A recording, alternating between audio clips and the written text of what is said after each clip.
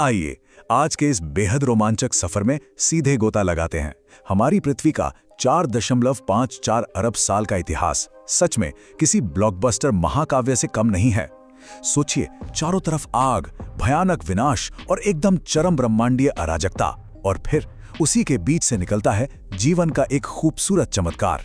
तो चलिए इस विस्फोटक और सिनेमैटिक कहानी की शुरुआत करते हैं। अब हमारे सामने एक बहुत बड़ा और हैरान करने वाला सवाल आता है। अंतरिक्ष का एक ऐसा कोना जो बेहद अशांत था, इतना हिंसक कि वहां कुछ भी बचना लगभग नामुमकिन था, वो आखिरकार जीवन के लिए एक इतना स्थिर और सुरक्षित आश्रय कैसे बन गया? ये एक बहुत बड़ा रहस्य है, और इस रहस्य की तह तक जाने के लिए हमें समय में बहुत पीछे लौटना होगा, बिल्कुल उस शुरुआत में जहां सचमुच अकल्पनीय ब्रह्मांडीय टक्करें हो रही थीं। वैसे तो हमारे ब्रह्मांड की कहानी 13 अरब साल पहले उसी मशहूर बिग बैंग के साथ शुरू हो गई थी, लेकिन हमारी अपनी पृथ्वी की कहानी काफी बाद में शुरू होती है। करीब 4.5 अरब साल पहले की बात है। अंतरिक्ष में गैस और धूल का एक बहुत ही विशाल बादल तैर रहा था, और तभी पास ही के एक मरते हुए तारे में एक भयानक महाविस्फोट हुआ, जिसे हम सुपरनोवा कहते हैं।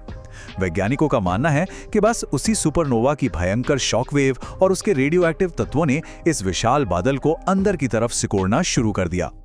और फिर तो जैसे घटनाक्रम ने एक जबरदस्त रफ्तार पकड़ ली। उस शॉकवेव की वजह से सारी गैस और धूल तेजी से अंदर की ओर एक भंवर की तरह घूमने लगी। वो मलबा लगातार घना होता गया, तापमान भयानक रूप से बढ़ने लगा, और इस चरम गर्मी ने आखिरकार न्यूक्लियर फ्यूजन को ट्रिगर कर दिया, और अचानक एक महाविस्फोट के साथ हमारे अपने सूर्य का जन्म हुआ। ये सच में एक अकल्पनीय ऊर्जा वाला क्षण रहा होगा। लेकिन जरा सोचिए, उस महाविस्फोट के बाद जो गैस और धूल बच गई थी, उसका क्या हुआ? सूर्य के बनने के बाद ये सारा बचा हुआ मलबा एक तरह से कॉस्मिक पैनकेक की तरह चपटा हो गया, एक विशाल घूमती हुई डिस्क के रूप में। फिर समय के साथ यही मलबा धीरे धीरे आपस में जुड़ने और संघनित होने लगा, और कमाल की बात यह है कि इसी मलबे से हमारे सौर मंडल के उन विशाल बाहरी ग्रहों का निर्माण हुआ, जैसे बृहस्पति, शनि, यूरेनस और नेपच्यून। यहीं पर एक बहुत ही दिलचस्प खगोलीय घटना घटती है, जिसे प्लैनेटरी ड्रिफ्ट कहा जाता है। असल में यूरेनस और नेपच्यून जैसे ये विशाल बर्फीले ग्रह शुरुआत में सूर्य के बहुत करीब बने थे। आज जहां वे हैं उसके मुकाबले लगभग दुगने करीब। लेकिन करोड़ों सालों के लंबे अंतराल में बृहस्पति और शनि के जबरदस्त गुरुत्वाकर्षण ने इन्हें धकेलकर बाहरी सौर मंडल के ठंडे अंधेरे की ओर खिसका दिया। बाहरी ग्रहों के आकार लेने के बाद अब हमारा फोकस आता है आंतरिक सौर मंडल की तरफ। लगभग 4.54 अरब साल पहले हमारी अपनी पृथ्वी और कुछ अन्य छोटे ग्रहों ने आकार लेना शुरू किया। ये उन भारी और चट्टानी मलबों से बने थे जो शुरुआती सूर्य की भीषण गर्मी को झेलने में कामयाब रहे थे। लेकिन ध्यान देने वाली बात यह है कि यह दौर बिल्कुल भी शांत नहीं था, बल्कि ये तो विनाशकारी उथल-पुथल का एक बेहद खौफनाक दौर था, जिसे विज्ञान की भाषा में लेट हेवी बॉम्बार्डमेंट कहा जाता है। 100 ये सिर्फ एक नंबर नहीं है, ये उस दौर की खौफनाक हकीकत है। आंतरिक सौर मंडल में उस वक्त चंद्रमा के आकार के लगभग 50 से 100 छोटे ग्रह या प्रोटोप्लैनेट्स बेतहाशा घूम रहे थे, और इन नए बने ग्रहों से बेहद हिंसक तरीके से टकरा रहे थे। कल्पना कीजिए, गुरुत्वाकर्षण की वजह से हर तरफ से एस्टेरॉइड्स और धूमकेतुओं की बारिश हो रही थी। ये किसी महाविनाशकारी युद्ध के मैदान से कम नहीं था। खगोल शास्त्री टेडी करेटा के शब्द इस डरावनी स्थिति को बिल्कुल सटीक ढंग से पेश करते हैं। उनका कहना है कि कोई भी उस शुरुआती सौर मंडल में रहना नहीं चाहेगा, और इसका कारण सिर्फ यह नहीं था कि वहां बहुत अधिक मलबा तैर रहा था, बल्कि असल समस्या ये थी कि वहां बहुत सी बड़ी चीजें थीं। सीधे शब्दों में कहें तो ये अंतरिक्ष का एक बेहद अस्थिर और जीवन के लिए सर्वथा नामुमकिन हिस्सा था। और मजे की बात देखिए, इन्हीं बड़ी चीजों में से एक का नाम था थिया। मंगल ग्रह के आकार का यह विशाल पिंड हमारी युवा पृथ्वी से एक भयंकर विनाशकारी घटना में आ टकराया। ये कोई आम टक्कर नहीं थी, ये एक ऐसा पल था जिसने पृथ्वी का पूरा इतिहास ही बदल कर रख दिया। इस भयानक टक्कर की वजह से पृथ्वी का बहुत सारा पिघला हुआ मलबा उछलकर गहरे अंतरिक्ष में चारों ओर फैल गया। लेकिन प्रकृति का काम करने का तरीका भी कितना अद्भुत है।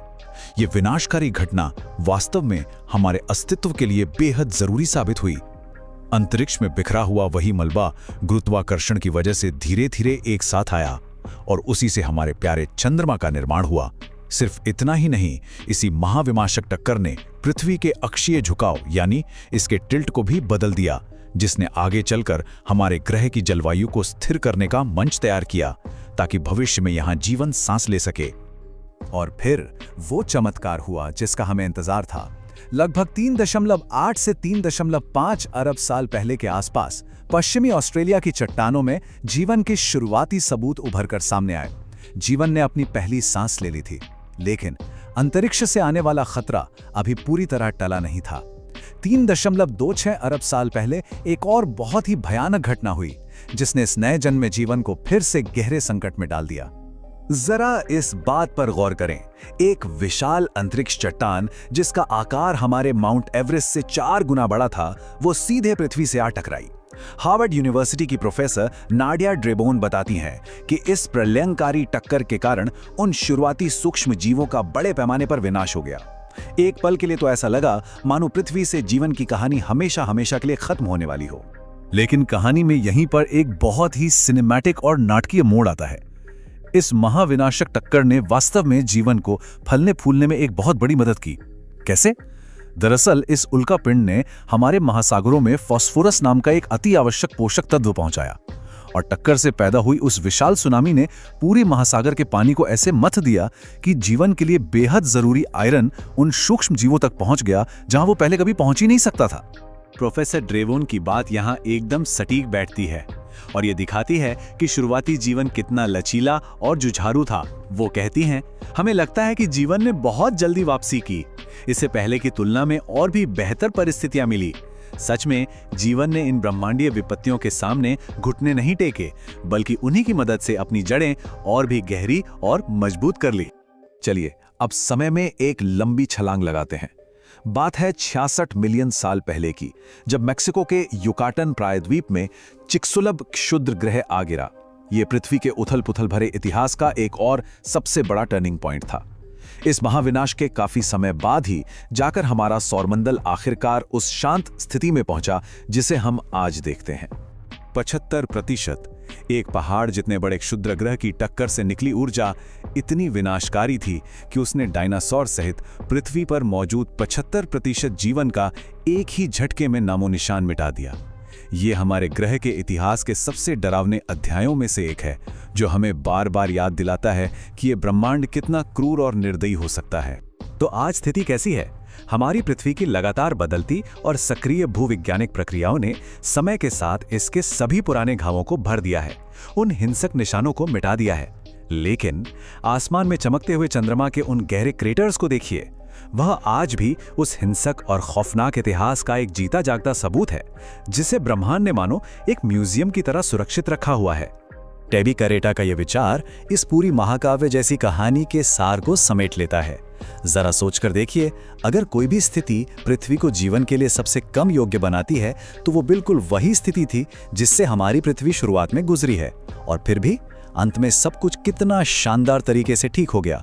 ये सचमुच में ब्रह्मांडीय स्तर पर चमत्कारों का एक बेहद बेमिसाल सिलसिला है, जिसे बनने में 4 अरब वर्षों से भी ज्यादा का समय लगा। आज हमारा सौर मंडल काफी शांत और स्थिर है, और ये नीली पृथ्वी इस विशाल ठंडे ब्रह्मांड में जीवन का एकमात्र ज्ञात आश्रय स्थल है। लेकिन इस पूरी कहानी के बाद एक बहुत बड़ा और उकसाने वाला सवाल पीछे छूट जाता है। हमारे इस 414 अरब साल पुराने इकलौते घर की गहरी चट्टानों के भीतर और कौन-कौन से अद्भुत ब्रह्मांडीय रहस्य छिपे हुए हैं? ये वे सवाल हैं जिनका उत्तर विज्ञान आज भी पूरी शिद्दत से खोज रहा है। हमारे साथ इस शानदार सफर में बने रहने के लिए शुक्रिया, और विज्ञान के इन रहस्यों को ऐसे ही समझते रहिए।